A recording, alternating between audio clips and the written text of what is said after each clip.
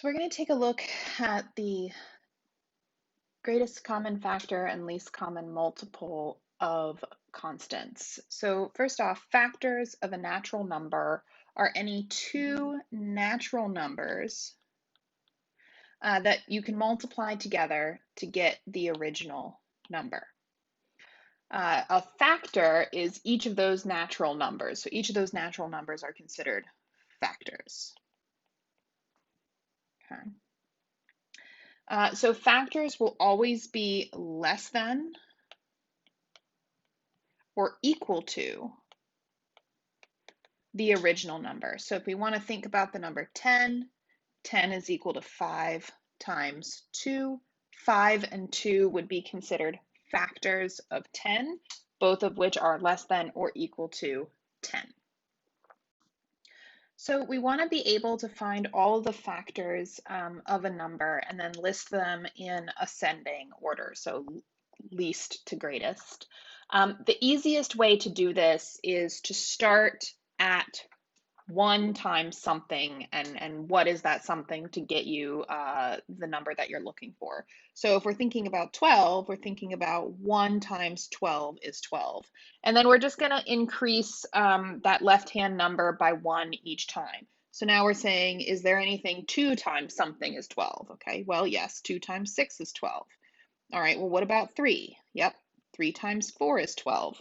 Now, the next number that I would write would be a 4, but we already have a 4.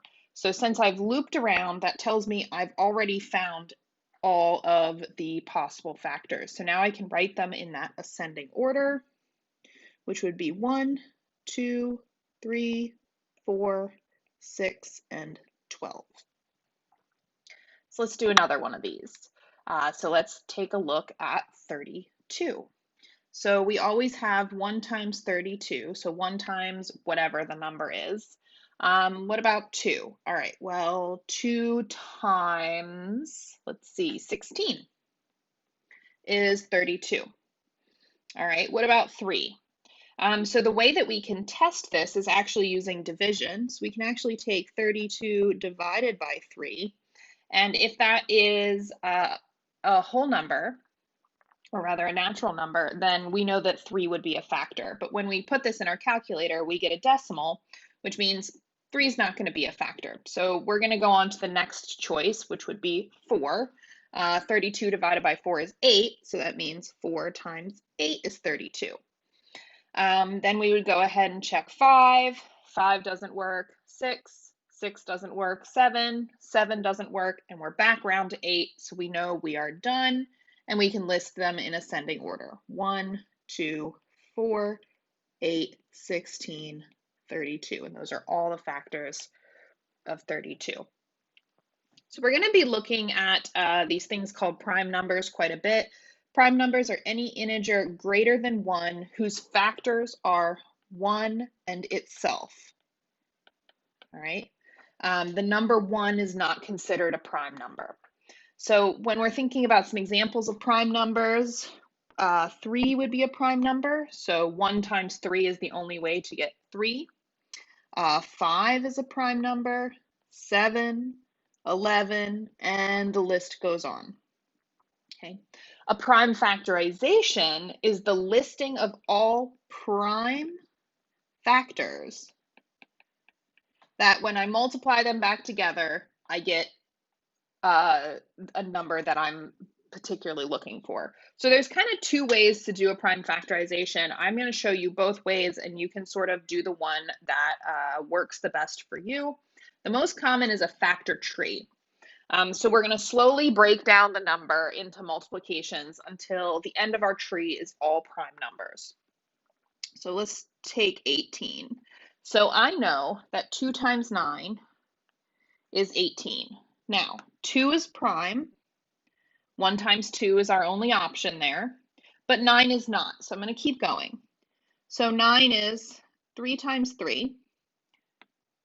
And both of those are prime factors, or excuse me, are prime numbers. So we're done with the prime factorization of 18. So I want to go ahead and write that, the prime factorization, 18 would equal 2 times 3 times 3. And if you'd put 2 times 3 times 3 in your calculator, you should get 18. So I'm going to show you the other way to do this. So for this, we kind of need just the first few prime numbers. So the first few prime numbers are 2, 3, 5, 7, 11. We shouldn't need any more than that to do this. So what we're going to do is kind of do backwards divisions. We're going to start at the bottom and go up. So I'm going to take 72. I'm going to divide it by the smallest prime number possible. So I'm going to look at that list of prime numbers that I just wrote down and pick the smallest one that goes into 72 evenly, and that would be 2.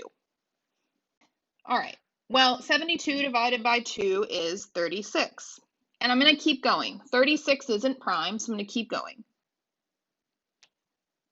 So I'm going to go ahead and divide 36 by its smallest possible prime, which is 2. And when we take 36 divided by 2, we get 18. We're going to keep going. 18 is again divisible by 2, and we would get 9. 9's still not prime, right? Look at our little list. 9's not on there. If it was bigger than 11, we'd have to go ahead and check, but it's not. But 9 is divisible by 3, which gives me 3. Now I have ended with a prime number, and everything on the kind of outside of my division here, those are my prime factors. So I know that 72 equals 2 times 2 times 2 times 3 times 3. Okay. So whichever way you like to do this, the tree or the dividing, it'll get you the same answer. The benefit of doing the division is that your prime numbers are very nicely organized on the left-hand side there, and you don't have to look for the ends of the trees. Okay, so let's look at actually using this to find what we call a GCF, and this is short for greatest common factor.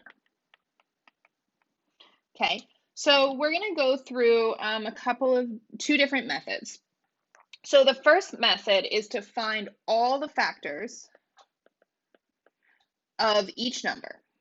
So we're going to find all the factors, and here we have an example of 18 and 42. We want to identify only factors that the numbers have in common.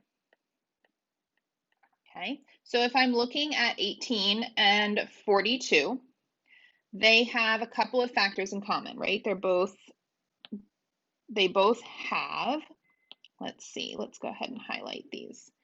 They both have 1. They both have 2. They both have 3. They both have 6. And that's where our common factors end. So we have 1, 2, 3, and 6 as our common factors. But this is called the greatest common factor. So we want to find the greatest. And in that list, the largest common factor is 6. So we would say that our GCF equals 6. Okay. So a second way to do this, and I'm actually going to go ahead and kind of erase what's written here, and we're going to do it together. We're going to use the prime factorization of these two numbers in order to find their GCF, okay? So we have 18 and we have 42, and we want to find their prime factorization. So what I'm going to do is I'll do the factor tree on one of these and I'll do the division on the other so that we can use both methods sort of interchangeably, whichever one you pick. So let's go ahead and use division on 18. So we have 18, we're going to divide by 2, that's 9. So smallest prime would be dividing by 3 and 3. So 18 equals 2 times 3 times 3. Okay. 42, I'll do the tree for 42. Okay, so 42 is going to be 2 times 21. Okay, and 21 is 3 times 7, both of which are primes. So that tells me 42 would equal 2 times 3 times 7. Okay, so we've kind of done that step one, prime factorize each number. Now we want to identify or circle all prime factors that are in common. So they each have a 2 and they each have a 3. So we've identified what they have in common. Now we want to multiply the common prime factors and we will have our GCF. So the GCF is going to equal, they both have a 2 in common, and we're only going to take one, right? All we want to know is what is in common and how many times do they have it in common. So they have 1, 2 in common times 1, 3 in common. 2 times 3 is 6, and we get the same answer as the other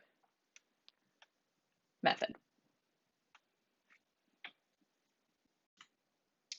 Let's look at a couple of examples of finding the GCF of some groups of numbers. So we're going to do a group of 2 numbers, and then we're also going to do a group of 3 numbers.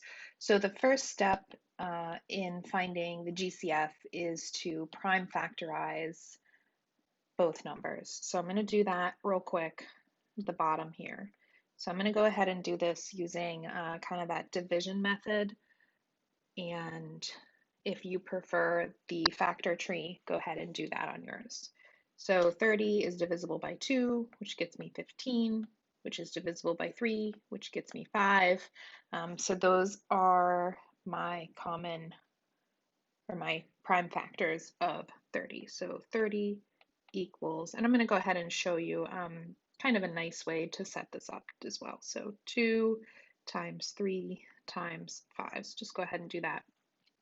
Then we're going to prime factorize 105. So 105 is an odd number, so it's not divisible by 2, and it is divisible by 3. All right, so even though it ends in a 5, don't jump to dividing by 5. Check if it's divisible by 3 first. You always want to make sure you're doing the smallest, because if you don't, you'll miss some prime factors. So we're going to divide it by 3, and we'll get 35, which is not divisible by 2. It's not divisible by 3. So the next prime number is 5, which is divisible by, which gives us 7. So 105 is equal to 3 times 5 times 7. And I'm stacking these together here to make it easy to see where I have common factors. So my GCF is going to equal, now I have a common factor of 3 and I have a common factor of 5. So 3 times 5, which is going to be 15. Okay, so let's see what this looks like when we have 3 numbers. So take a moment, pause the video, and go ahead and find your prime factorization of all 3 of these numbers. Okay, so we have the prime factorization of all of these numbers. Now there is a slightly easier way to write this, and I'm going to go ahead and do that right now.